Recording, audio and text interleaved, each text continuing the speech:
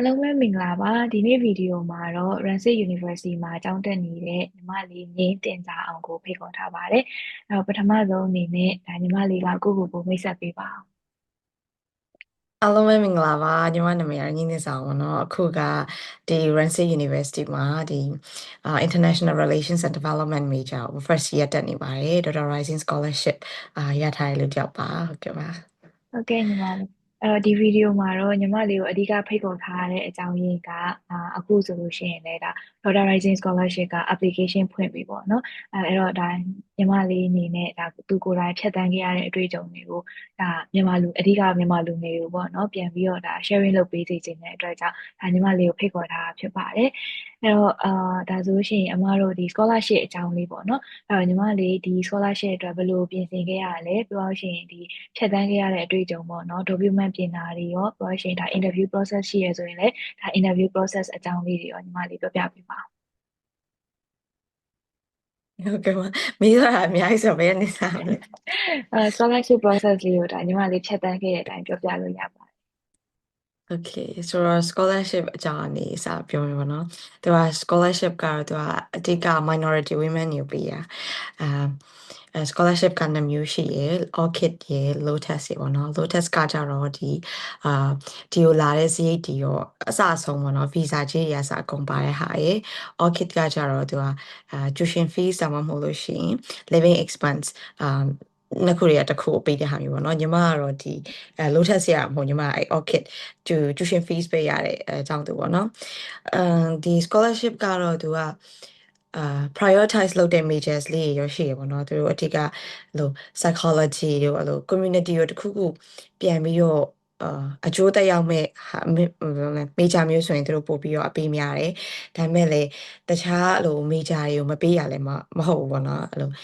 မြင်မှုတွေဒီလို commerce တို့အဲ့လို ICT တို့ဘာလို့အဲ့လို major တွေနဲ့လေ scholarship ရသွားတာမျိုးရှိရပေါ့နော်ဒီ community development ဘာအောင်ပဲယူတာမျိုးမဟုတ်ဖြစ်နေပြီးတော့ကြတော့ဒီသူက ethnic minority women တွေပေးရဆိုရင်လည်းအဲ့လိုဗမာလူမျိုးတွေမလို့ဟိုအရင်ဟိုလိုတိုင်းသားဖြစ်နေမှပေးရမျိုးမဟုတ်ဖြစ်နေအဲ့လိုဒီဗမာလူမျိုးတွေလည်းပေးရပါတော့တချို့ကြတော့ minority ပဲပေးရငါတို့ကအများစုမလို့မရဘူးလို့ထင်ကြတယ်အဲ့လိုလည်းမဟုတ်ဘူးဒီလိုမြန်မာလူမျိုးတွေလည်းပေးတယ်အဓိကကတော့သူတို့ကအဲ့လိုနေဆက်ကလူမျိုးတွေတို့အဲ့လိုအဆင်မပြေတဲ့လူတွေကိုအဓိကထားပြီး scholarship ပေါ့နော်ဒါမဲ့လေဒီလိုမန္တလေးတို့ရန်ကုန်ကလူတွေကမရနိုင်ဘူးလားမဟုတ်ဘူးပေါ့နော်အဲ့လိုမန္တလေးရတို့ရန်ကုန်ကလူတို့အဲ့လိုမျိုးရသွားမျိုးရှိတယ်အာဒီညီမဆိုတဲ့ scholarship ရှောက်တော့ညီမလည်းမန္တလေးရပဲပေါ့နော်အဲ့တော့မန္တလေးရလို့ပြောပြီးတော့ပဲရှောက်ခဲ့ရပါဒါမဲ့လေကိုယ့်ရဲ့တကယ် background ကတော့ဒီရှမ်းပြည်နယ်ရပေါ့နော်အဲ့ဒါကိုလည်းထည့်ပြောရဲပေါ့ဆိုတော့ yes scholarship အကြောင်းကဒီလောက်ပဲပေါ့နော်ဆို scholarship ဘယ်လိုလျှောက်ခဲ့ရလဲဘယ်ကနေတည်ခဲ့ရလဲဆိုတော့ကျွန်တော်ကတကယ်တမ်းတည်တာ Dr. Rising ကိုကြာပြီဆိုတာကအာအမတယောက်က Facebook မှာအဲ့လိုဗီဒီယိုတင်ထားတာတွေ့နေပေါ့နော်တည်ခဲ့အမ်အမပထမတစ်နှစ်ကျွန်တော်လျှောက်တယ်ကျွန်တော်လျှောက်တော့ကျွန်တော်ကအဲ့ဒီ interview stage ရှိပါသွားတယ်ကွာဒီလားအာအဲ့တော့ကျတော့ကျွန်တော်ကဘာပြဿနာဖြစ်တာလဲဆိုတော့ကျွန်တော်ကအဲ့ကျောင်းကိုမရွေးနိုင်တာကွာဒီလားကျောင်းတစ်ခုတည်းကိုစတော့မလုပ်နိုင်တာကျွန်တော်ပြဿနာအဲ့လိုဖြစ်သွားအမှဆိုတော့လူကတော့ရွေးinterview stage ရှိပါသွားပြီမြတ်အမှသူကကျောင်းကိစ္စမေးရခါကျတော့ကိုကအစပ်ကြောက်လာတာမရှိသေးဘူးအဲ့ခါကျတော့ရှောက်ချင်တဲ့ကြောင်များနေကွာအဲ့တော့အဲ့ဒါလေးဆိုအဲ့လိုပြီး preparation လည်းဘယ်လိုလဲတိတ်ပြီးတော့မရှိဘူးကွာတိလည်းမတိဘူးပထမအဆုံးဟိုဖြစ်ပူတဲ့ဟာဆိုတော့အမှဘယ်ကြောင်ကိုရှောက်မလဲမသိပြီးတဲ့ခါကျတော့အမှမပါတော့ပထမတစ်နေ့ကအဲ့တော့ဟိုနောက်ရှောက်မဲ့လူတွေပြောချင်တာလေကိုကဘယ်ကြောင်ကိုတက်ချင်တာလဲပေါ့နော်အဲ့ဒါကိုအရင်ဆုံးတေချာလေးတိပြီးမှပဲရှောက်တာပိုကောင်းတယ်ကွာဘာလို့ဆိုကျွန်တော်တက်ချင်တဲ့မိကြပဲရှိရကွာဘယ်ကြောင်မှတက်ရမလဲဆိုတော့မသိဘူးအစပ်စပ်လက်တာလည်းလက်ထဲမှာမရှိဘူးဒီတိုင်းပဲငါတို့ဒီကျောင်းမှာတက်ချင်တယ်ဒီကျောင်းမှာတက်ချင်တယ်ဆိုပြီးပြောလိုက်တာကွာဒါပေမဲ့သူတို့အနေနဲ့ကြည့်ရကြတော့လေဒီကျောင်းသား interview stage တိအောင်ပါလာတယ်ဒါပေမဲ့တက်ချင်တဲ့ကျောင်းကတေချာရေးရမရှိသေးဘူးဆိုဘယ်လိုပေးမှလဲလေနော်ဆိုတော့အဲ့ဒါနဲ့မပါသွားခဲ့ဘူးပေါ့နော်အာနောက်တစ်နေ့ကျတော့ကျွန်တော်ထပ်လျှောက်ကြည့်ဘယ်လိုပြောမလဲ essay ကသူက9ပုတ်ရေးရတယ်သူကတစ်ခုအလုံး200နဲ့200နဲ့300လားမသိဘူးအဲ့လိုကြားတယ်ရေးရတယ်ကွာဒါပေမဲ့ ကျွန်တော်ကအဲ့ဒီတုန်းကဟိုကငလင်လုံနေရအဲ့တုန်းကကျွန်တော်မန္တလေးမှာ哦အဲ့အချိန်တော့ငလင်နေလုံနေငလင်လုံတာ March 28နဲ့ yes အဲ့ကလေးကစလုံတာအဲ့မှာစလုံတာ哦ဆိုတော့ Dr. Rising ရဲ့ deadline ကအဲ့ March 30လားမသိဘူးအဲ့ March လာနောက်ဆုံးရက်အဲ့ပိုင်းလေးပဲဆိုတော့အမှဘာတွေဖြစ်လဲဆိုတော့ internet တွေကလည်းမရ line တွေကလည်းမရအာတခုမကောင်းတာကျွန်တော်ကနည်းနည်း deadline နီးမှလို့ကောက်ပြင်တတ်တဲ့လူတွေမှာပါတယ်ကွာတိလားအဲ့ဒါဆိုတော့အဲ့ဒီမှာပြင်ရလည်းမပြင်ထားရသေးဘူးကွာတိလားအဲ့ဒီscholarship essay အဲ့ဒီပိတ်မယ်ဆိုရင်ညကြမှာပဲကွာညကြမှာပဲဟိုအဲ့အတိအိမ်ကိုသွားပြီးတော့လို့ wifi နေကောက်တယ် wifi ကမရဘူးအဲ့တော့ Oridu အဲ့ဒီ internet နဲ့ချင်းအဲ့ဒါပဲရအဲ့ဒါကောက်တက်ပြီးတော့ essay ကောက်ရေးပြီးတော့မနစ်ကတကယ်တော့မနစ်ကရေးပြီးသား essays တွေကရှိပါတယ်အဲ့ဒီဟာတွေကိုပဲပြန်ပြီးတော့နည်းနည်းပြန်ပြင်ပြီးတော့လို့တတိယချာလေးပြန်ရေးလိုက်တာပေါ့နော်ဆိုတော့အဲ့လိုရေးနေအမှ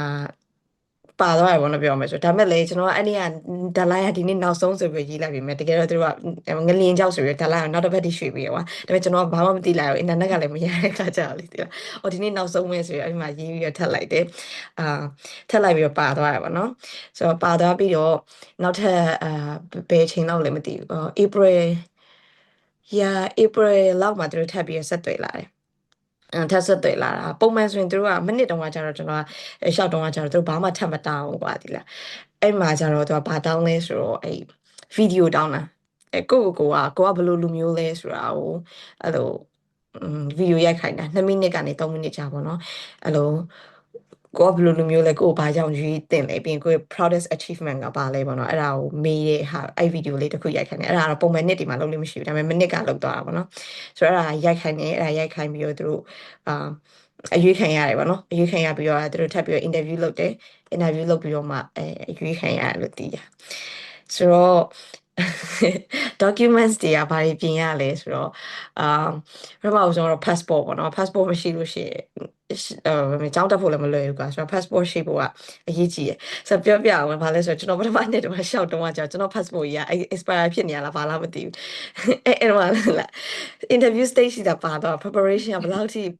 ညံ့လဲဆိုရင်ကို passport ကဘာဖြစ်နေမှလားကိုကမသိဘူးကွာတိလားအဲ့လိုဆိုတော့ passport အရင်ရေးကြည့်တယ်သူကတော့ပြောထားတယ် passport မရှိသေးလေရတယ်ဒါပေမဲ့ကျောင်းတက်မဲ့လူတယောက်ဆိုရင်တော့ passport ကရှိကိုရှိအောင်ပါလေဆိုတော့ passport ရှိရမယ်ပြီးရင်ခုနပြောတဲ့ essays 5ပုဒ်ရှိရမယ်ပြီးတော့အထက်တန်းအောင်မြင်တဲ့လက်မှတ်ရှိရမယ်ပေါ့နော်ဆိုတော့အထက်တန်းအောင်မြင်နေဆိုရင်ဟို GEG ဖြစ်ဖြစ် IGCSE ဖြစ်ဖြစ်10တန်းဖြစ်ဖြစ်ကြိုက်တဲ့ဟာဘာမှမဆိုရတယ်ကွာအဓိကကိုတက်မဲ့ကျောင်းကအဲ့ဒီကိုယ့်ရဲ့အထက်တန်းအောင်မြင်တဲ့အဲ့လက်မှတ်ကိုလက်ခံဖို့ပဲလိုတာဆိုတော့ကိုကအထက်တန်းအောင်မြင်တဲ့ဟာရှိရမယ်ပြီးရင် recommendations letter က2ခုရှိရမယ်ကွာဒါပေမဲ့ဒီရေးထားတော့ optional လို့ရေးထားလားမသိဘူးကျွန်တော်ကတော့2ခုလုံးပေးလိုက်တယ်တစ်ခုကကျတော့ကျွန်တော်ရဲ့စာတင်ပေးရဲ့ဆရာမစီကနေနောက်တစ်ခုကကျတော့အဲ့လိုကျွန်တော်နဲ့အတူတူအလုပ်လုပ်ဖို့တဲ့သူစီကနေပါเนาะဆိုတော့အဲ့လို2ခုတင်လိုက်တယ်ပြီးတော့နောက်တစ်ခုကဘာလုပ်လဲဆိုတော့အဲ့ English requirements ပေါ့နော်အဲ့အာကို English level ကိုပြဖို့အတွက်အဲ့ဒါလည်းအဓိကကျောင်းတက်မဲ့ကျောင်းနေအကုန်လုံးကလည်းဒီ English certificate ကိုတောင်းတယ်လေဆိုတော့အဲ့ဒါအတွက်အဓိကလိုရပေါ့နော်တော်တော်များများကတော့ဒီကျောင်းမှာလိုအပ်တဲ့ documents တွေကိုပဲပြန်တင်ရတာပဲပေါ့နော်ပို့သွားတာဆိုတော့အဲ့ essays ရေးပြရတယ်ပဲရှိရပြီးရင်နောက်တစ်ခါတော့ acceptance letter ကသူတို့ကဟိုမရှိထားသေးလဲရတယ်ဒါပေမဲ့ကိုကကြောင်းလျှောက်ထားတယ်ဆိုရင်တော့ရတယ်လို့ပြောရပါတော့။ဘာလို့လဲဆိုတော့ကျွန်တော်တို့ကလည်းအဲတုန်းက Rensit ကိုလျှောက်တယ်ဆိုတော့ချက်ချင်း acceptance letter မရသေးဘူးကွာဒါပေမဲ့လျှောက်ထားတယ်ဆိုပြီးတော့ပဲပြောပြီးတော့ပဲအဲ့လိုပြောလိုက်တာဆိုတော့ဝင်ခွင့်ရသွားတယ်ဆိုပြီးတော့ပဲအဲအဲ့မျိုးဝင်ခွင့်တော့ရတယ်ပေါ့နော်။ဆိုတော့အဲ့လိုမျိုးပေါ့။ Okay ဟုတ်ညီမလေးအဲ့တော့ညီမလေးကပြောရတဲ့မှာဒါ essay ရေးရကလည်းတော်တော်လေးဘယ်လိုပြောအရေးကြီးတဲ့အခန်းကဏ္ဍကနေပါတယ်လို့အမထင်တယ်ပေါ့နော် essay ငါးပုဒ်ရေးရတယ်အဲ့လိုဆိုအဲ့ဒီ essay ရေးတဲ့အခါမှာပေါ့နော်ဟိုဒီနောက်လျှောက်မဲ့အကြောင်းသူအကြောင်းသားတွေအတွက်ဟို tips လေးတွေပေါ့နော်ညီမလေးသတိထားမယ့်ဟာတွေဒါလေးရတော့ထည့်သင့်တယ်လို့ထင်တဲ့ဟာမျိုးတွေပေါ့နော်အဲ့ဒါလေးတွေ့ပြပေးပါဟုတ်ကဲ့ကျွန်တော်ကတော့လေကျွန်တော်ဆိုအင်္ဂလိပ်စာဖတ်ရတာကြိုက်တယ်လို့စာရေးရလဲကြိုက်တယ်အဲ့လိုဆိုတော့အာ အဲ့လို essays တွေကို narrative ပုံစံနဲ့ရေးလိုက်တာအဲ့လို story တစ်ခုကိုပြောပြနေသလိုမျိုးပေါ့နော်အဲ့ဆိုတော့အဲ့လိုမျိုးရေးနိုင်တော့ကောင်းမယ်လို့ထင်တယ်အဲ့ကျွန်တော်အမြင်ပါကျွန်တော်ရဲ့ personally အမြင်အဲ့လိုမျိုးအဲ့လို story တစ်ခုကိုလူတယောက်ကိုဖန်ဆနိုင်အောင်လုပ်နိုင်လို့ရှင်တော့ကောင်းတယ်ပေါ့နော်ပြီးနောက်တစ်ခုကဘာလဲဆိုတော့အဲ့လိုအရင် advance ဖြစ်တဲ့စာလုံးတွေသုံးနေစရာမလိုဘူးကျွန်တော်အခုဆိုရင်အဲ့လို proofreading လာဖတ်ခိုင်းနေလူတွေရှိရပါအဲ့လိုဆိုလို့ရှိရင်သူတို့ဟာတွေဖတ်ပြီးလို့ရှိရင်တချို့ကြောက်လဲသူတို့ကလေသူတို့ skills ပြချင်တာကွာဟုတ်တယ်ဒါပေမဲ့အရင်အဲ့လိုအရင်ခက်စာလုံးတွေသုံးနေကြတော့ဒီမလားစာဖတ်တဲ့လူတွေကြတော့ it's hard ကွာ like ခက်ခဲအဲ့ဒါကြီးပြန်ပြီး translate ပြန်လုပ်ပြီးတော့ဒီမလားဒါကဘာမေးရလဲအရင်ခက်ခဲကြသူတို့ကြလည်းနားလေရခက်တယ်ကွာဆိုတော့အရင်ခက်ခဲစာလုံးတွေသုံးစရာမလိုဘူးအဲ့လိုရှင်းရှင်းလေးပေါ့အဲ့လိုရိုးရှင်းတဲ့စာလုံးတွေနဲ့ပြီးရင်အဲ့လို grammar structure လည်းအရင် advanced ဖြစ်နေစရာမလိုဘူးကဒီလားအဓိကနားလေရလွယ်ပြီးတော့ကိုပြောချင်တဲ့ဟာကိုရအောင်ရေးနိုင်လို့ရှင်ရတယ်ပြီးရင်နောက်တစ်ခုကကြတော့ကိုကပေးချင်တဲ့ message ကိုတေချာ deliver လုပ်ဖို့လိုတယ်ပေါ့နော်ကိုအဲ့လိုတခါလေကြားလို့ရှင်ပြောချင်တာများပြီးတော့လေအဲ့လိုအရင်ကြေသွားလို့ရှင်ဘယ်လိုလဲတေချာ point ကပျောက်သွားတတ်တယ်ကွာဒီလားအဲ့လိုဆိုတော့အဲ့လိုကိုပြောချင်တာဆိုလို့ရှင်ဥမာကျွန်တော်ဆိုရင် graduation plan ဆိုလို့ရှင်ကျွန်တော်ဆိုရင်နှစ်ခုပဲရေးလိုက်တာshort term မှာကျွန်တော်ဘာလုပ်ချင်လဲ long term မှာဘာလုပ်ချင်လဲ short term ဆိုတာကျတော့ကျွန်တော်ဒီစာတင်နေဆိုတဲ့ကျောင်းတက်နေနေကျွန်တော်ဘယ်လိုဟာတွေစိတ်ဝင်စားရဲအဲ့မှာဘာတွေလုပ်မယ်ပေါ့နော်ပြီးတော့ graduate ဖြစ်ပြီးသွားလို့ရှင်တော့ငါကတော့ community ကိုတူတူပြန်လုပ်ပေးချင်ပါတယ်ပေါ့နော်ဆိုတော့အဲ့ဒါလေးကိုရေးရဲအဓိကတော့ community service ကိုလုပ်ပေးခဲ့တဲ့လူတွေကိုအဲ့လိုပေးချင်တာဆိုတော့လေလုပ်ပေးမဲ့လူတွေကိုပေးချင်တာဆိုတော့လေကိုယ့်ရဲ့အလုပ်ကတနည်းမဟုတ်တနည်းနဲ့ community နဲ့တော့အဲ့လိုပတ်သက်နေမှရမှာကွာဒီလားအဲ့လိုဆိုတော့ကိုကဒီရထားတဲ့ degree ကိုတုံးချပြီးတော့ဘယ်လိုမျိုး community ကိုပြန်ကူညီပေးမလဲဆိုတဲ့အကြောင်းကိုတည်တည်ချာချာလေးမြင်ရမယ်လို့ထင်တယ်ပြီးရင်ကိုအဲ့လိုသူက volunteer လုပ်ခဲ့တဲ့အကြောင်းတွေပေါ့နော်အဲ့လိုမျိုးတော့မဟုတ်ပေမဲ့လို့ community ကိုဘာတွေကူညီပေးခဲ့လဲဆိုတော့မေးရဆိုတော့အဲ့အတူတူပါပဲ basically ဆိုတော့အမျိုးဆိုရင်ကျွန်တော်ဆိုရင်ကအမှန်တိုင်းပြော volunteer အများကြီးလုပ်ခဲ့ရဟိုးဗာလေကိုဗစ်စဖြစ်ခဲ့ရတစ်ချိန်လုံးဘာမှလုပ်စရာလည်းမရှိဘူးအဲ့လိုဆိုတော့အဲ့ဒါပဲထိုင်လုပ်နေရကွာဒီလားဆိုတော့ကို့မှာပြောစရာကြီးအများကြီးဖြစ်နေငါဒါတွေလုပ်ခဲ့ဒီလိုအဲ့လိုအများကြီးဖြစ်နေလို့ရှင်လေအများကြီးမပြောနဲ့ကွာဒီလားအဲ့လိုအဲ့အများကြီးဖြစ်နေတဲ့အထက်မှာနှစ်ခုဒါမှမဟုတ်သုံးခုပေါ့နော်အဲ့လိုဆိုကျွန်တော်တို့ကတော့ I think နှစ်ခုပဲရေးလိုက်တာနှစ်ခုsorry သုံးခုပဲရေးလိုက်တာဒီကျွန်တော် organization တစ်ခုထောင်ထားရလေဒီ youth organization ပေါ့ဒီ organization ကျွန်တော်ဘာလို့ထောင်ခဲ့တယ်ဆိုတဲ့ဟာကိုတကယ်ရှာရေးတယ်ဆိုတော့ဒီ organization ကနေဒီလိုလူတွေကိုကူညီပေးပြီးလာပေါ့သူရဲ့ outcome က result ကဘာလဲပေါ့အဲ့ result ကိုတစ်ချက်ချပြရဲဆိုတော့အဲ့လိုအများကြီးလုပ်ခဲ့ရရှိလို့ရှင်ဟို result ကောင်းတဲ့ဟာတစ်ခုနှစ်ခုသုံးခုအဲ့ဒါလေးကိုပဲထုတ်ပြီးတော့ပဲအဲ့ဒါပဲ focus ထုတ်အဲ့လိုမျိုးထားပြီးရေးစီချင်တယ်ပေါ့နော်ဆိုတော့ပြပါရှင်းအောင်လဲဗာလေbiography ကြားလို့ရှင်ကိုယ့်ရဲ့လူမျိုးကိုတစ်ချက်ထည့်ရေးပေးဖို့မမေ့ပါနဲ့လို့အခုလာရှောက်တဲ့လူတွေအကုန်လုံးအဲ့ဒါမရေးကြဘူးဒါပေမဲ့သူတို့မေ့နေရပါလဲဆိုတော့ဒီ organization ဒီ scholarship ကလို့ဘာမလဲminority page နေဆိုတော့တည်ရမလားဘယ်လိုပဲဖြစ်လူမျိုးကိုကထည့်ပြီးပြောရမှာပါဆိုတော့အဲ့ဒါကိုထည့်ပြောဖို့မမေ့ပါနဲ့လို့ပြောချင်ပါတယ်ဟုတ်ညီမလေးဒါကတော့ essay ပါတော့ဒါညီမလေးကပြည့်ပြည့်စုံစုံပြောပြပေးသွားတာပေါ့နော်အဲ့တော့ညီမလေးခုနပြောရတဲ့မှာညီမလေးလျှောက်တဲ့နှစ်မှာမှဟိုတစ်ခုပို့လာတာကဗီဒီယိုပေါ့နော်ကိုယ့်အကြောင်းပြောပြရတဲ့ဗီဒီယိုရယ်ပြီးသွားလို့ရှိရင်ဒါညီမလေးက interview process လည်းဖြတ်တန်းခဲ့ဆိုတော့လေအဲ့ဒီနှစ်ခုအတွက်လည်းပြောပြပေးပါอืมအမ်အ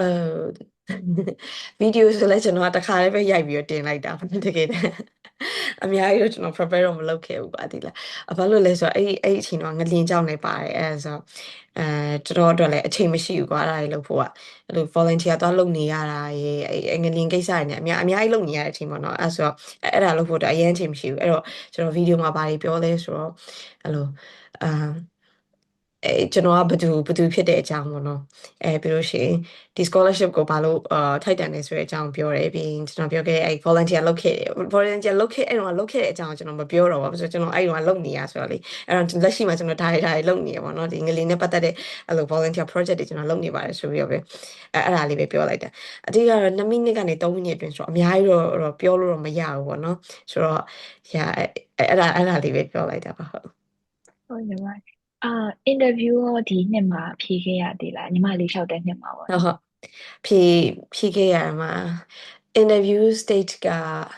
I mean ရင်ခုန်မှုတော့အရင်ကောင်းတယ်နော်သိလားသူကကိုယ်အရွေးခံရပြီဆိုတာကိုသိပြီးသွားပြီကွာပြီးတော့ဒီတစ်စင်းလာအောင်သွားလို့ရှိရင်ငါရပြီဆိုတာကြီးကွာအဲ့လိုခံစားချက်ကြီးရမှာကွာသိလားဆိုတော့ excited တော့အရင် excited နဲ့ nervous ဖြစ်တာပါအဲ့အချိန်တော့ဆိုတော့တခုကဘာလဲဆိုတော့ internet connection ကောင်းတဲ့နေရာမှာနေပါလို့ဒီလားအဲ့နေမှာလေကျွန်တော်မှာဆိုအရင်ကိုဒုက္ခရောက်တယ်ကျွန်တော်တကယ်အဲ့မှာမန်လေးမှာ line နေရပြက်ဟိုဟာတကယ်ကို living hell ဖြစ်နေတဲ့အချိန်မှာအဲ့အချိန်မှာဆိုတော့ဘာဖြစ်သွားလဲဆိုတော့ကျွန်တော်ကအဲ့ scholarship interview နောက်ကျပြီးမှရောက်သွားတာဒီလားနောက်ကျရလဲလို့နည်းနည်းလေးနောက်ကျရမှာမဟုတ်တော်တော်ကြီးနောက်ကျရတယ်ထင်တယ်သူတို့ဘက်က email စတိုက်ပို့ဝင်လာဖို့လေဒါပေမဲ့ကျွန်တော်ဘက်ကကျတော့ဝင်နေပြီမဲ့ line ရမကောင်းတော့ဘလို့မှဝင်လို့မရဖြစ်တာစိတ်ကလည်းအယမ်းပူတယ်ကွာဒီလားအဲ့အချိန်မှာအဲ့ဒါဆိုတော့ဟိုအစ preparation လုပ်ထားသမျှလေးဟိုလိုဘယ် question မနစ်ခရေကလည်းကျွန်တော်က interview ဖြေဖူးပြီးသားဟိုအဲ့ဆိုတော့ဘယ် questions တွေလာမယ်ဆိုတော့ကျွန်တော်သိပြီးသားအဲ့ဆိုတော့ prepare လုပ်ပြီးသွားတယ်ဒါပေမဲ့အဲ့လိုဖြစ်သွားတဲ့ခါကျတော့ကို prepare လုပ်ထားတဲ့ဟာအကုန်လုံးကမေ့သွားတာဒီလားဘာခေါင်းထဲမှာဘာဆိုဘာမှမထွက်လာတကယ်မထွက်လာခဲ့တော့ဆိုတော့လေဟိုအဲ့နေ့မှာပေါ့နော်အဲ့လိုအကုန်လုံးကတေချာ prepare လုပ်ထားဖို့အရေးကြီးရယ်internet connection ကောင်းဖို့လည်းအရေးကြီးရပါတော့အဲ့ဒါတော့အဓိကအရေးကြီးဆုံးပဲကိုကဘယ်လောက်ပဲလို့ prepare လုပ်ထားဟိုရောက်သွားရင်ကြောက်ပြီးတော့မေ့တာတော့မေ့တော့မှာကွာဒါပေမဲ့ prepare လုပ်ထားလို့ solution တော့ဘယ်လိုရွေးကောင်းကောင်းမွန်တာ smooth တော့ပြောနိုင်မှာပါတိလားအာအဲ့မှာဘာတွေမေးလဲဆိုတော့ကိုမိတ်ဆက်ခိုင်းနေပေါ့နော်အဲ့ချိန်ကြလို့ရှင်လဲအဲ့လိုအာကျွန်တော်ကတော့အစကတည်းကနည်းနည်း active ဖြစ်တဲ့လူဆိုတော့လေလို့ပြုံးပြုံးရှင်းရှင်းနေပဲပါတိလားဒီလိုပါဒီလိုတွေလုပ်နေပါတယ်ဗာညာအဲ့လိုပြောရဲပြီးရင်သူကမိကုန်းနေမိရဲ့ဒီ major ကိုဘာလို့ရွေးရလဲပေါ့နော်ဒီကိုကကျွန်တော်ဆိုရင် rank ပေါ့နော်ဘာလို့ဒီကျောင်းမှာတက်ချင်တာလဲဆိုလို့ရှိရင်လေအမှန်တိုင်းပဲဖြေပေါ့နော်အဲ့လိုဒီကျောင်းကိုတက်ပါရီကောင်းလို့အဲ like ဒီ major ဆိုလို့ရှိရင်ကိုတကယ် interest ရှိလို့ပေါ့နော်ပြီးရင်ဒီ graduation လုပ်ထားလို့ရှိရင် graduation ပြီးသွားလို့ရှိရင်ဒါတော့ essay မှာလည်းပါပြီးသားပါ graduation ပြီးသွားလို့ရှိရင်ဒီလို community အတွက်ဘာတွေလုပ်ပေးမှာလဲပေါ့နော်အဲ့ဒါဆိုလို့ရှိရင်လည်းကို essays မှာရေးခဲ့တယ်လို့ပဲပြန်ဖြေပေါ့နော်တခြားကတော့မဖြေနဲ့ information အသစ်ထပ်ပေးရတဲ့ဆိုလို့ရှိရင်အဲ့လိုရေးထားတဲ့ဟာပဲပြန်ပြောတာကောင်းတယ်ကွာ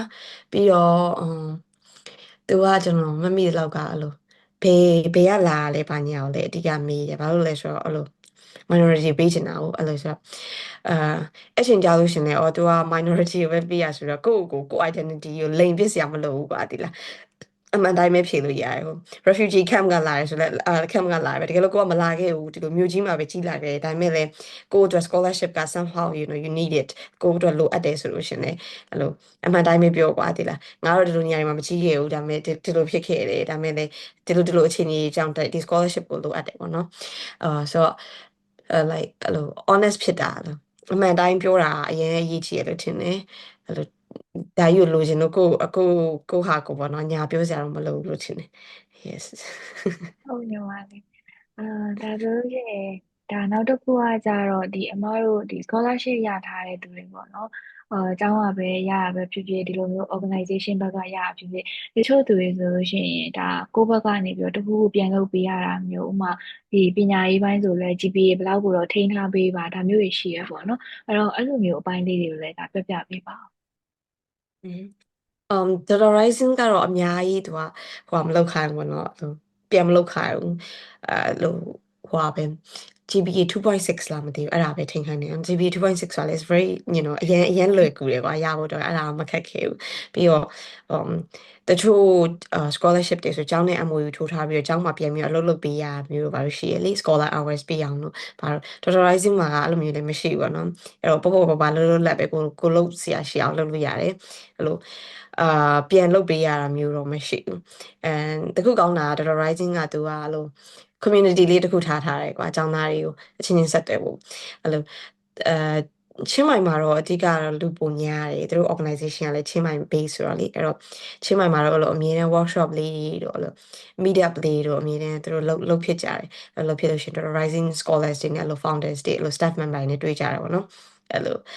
ပြီးတော့အဲ့လို workshop တွေတူတူတက်ကြတယ်အဲ့လိုမျိုးတွေတော့လုပ်ကြရတော့ရှိရပါတော့ဒါပေမဲ့ဘန်ကောက်ကလူတွေအတွက်ကတော့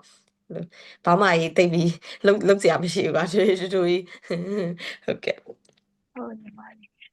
ဒါဆိုလို့ရှိရင်ဒါအမဒီဗီဒီယိုမှာတော့ဒီ Daughter Rising Scholarship အကြောင်းအဓိက focus လုပ်ချင်တာဆိုတော့ဒါအမသိချင်တဲ့အကြောင်းအရာလေးတော့ဒါဆုံးသလောက်ဖြစ်သွားတယ်နော်အဲ့လိုဆိုတော့ဒါနောက်ဆုံးအနေနဲ့ဒီဗီဒီယိုကိုကြည့်နေတဲ့သူတွေထဲမှာဒါဒီ scholarship ကိုစိတ်ဝင်စားတဲ့သူတွေရှိမှာပဲပေါ့နော်အဲ့လိုဆိုတော့ဒါသူတို့အတွက်နောက်ဆုံးအနေနဲ့ညီမလေးတစ်ခုခုလောက်ပြောပြပါဦးอืมအာ scholarship ကပေါ့နော်ကျွန်ကျွန်တော်တို့ကျွန်တော်ကကျတော့ဒီလိုရှမ်းပြည်နယ်ဘက်ကအောင်ဆိုတော့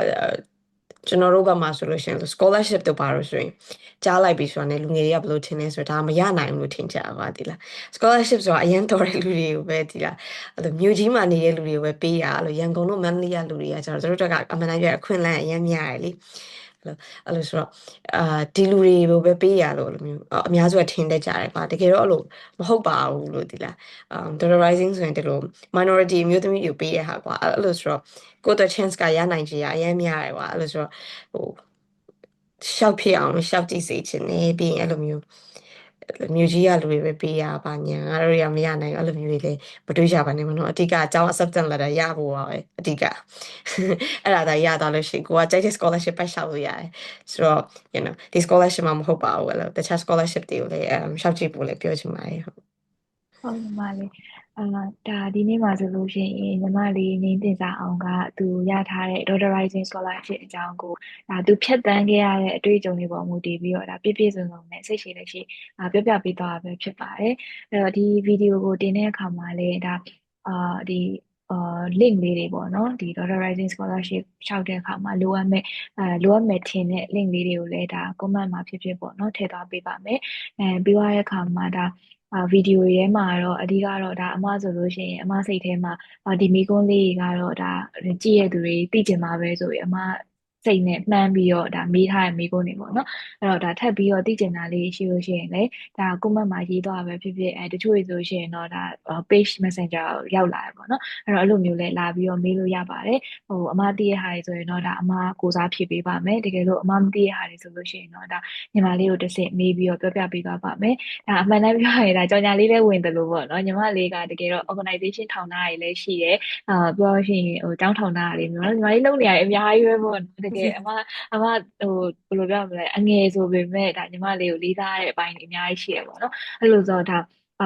ဒီညီမလေးကိုလည်းဒါကိုယ်တိုင်ကိုကြပေါ့နော် direct ဆက်သွယ်ပြီးတော့လည်းဒါမေးလို့ရပါတယ်အဲ့တော့လိုအပ်တဲ့ဒီ link တွေအားလုံးတော့ဒါဒီဗီဒီယိုတင်တဲ့အခါမှာထည့်ထားပေးပါမယ်အဲ့တော့ဒီနေ့မှာအချိန်ပေးပြီးတော့ဒါရှင်းပြပေးတဲ့ညီမလေးကိုလည်းကျေးဇူးအများကြီးတင်ပါတယ်လို့ပြောချင်ပါတယ်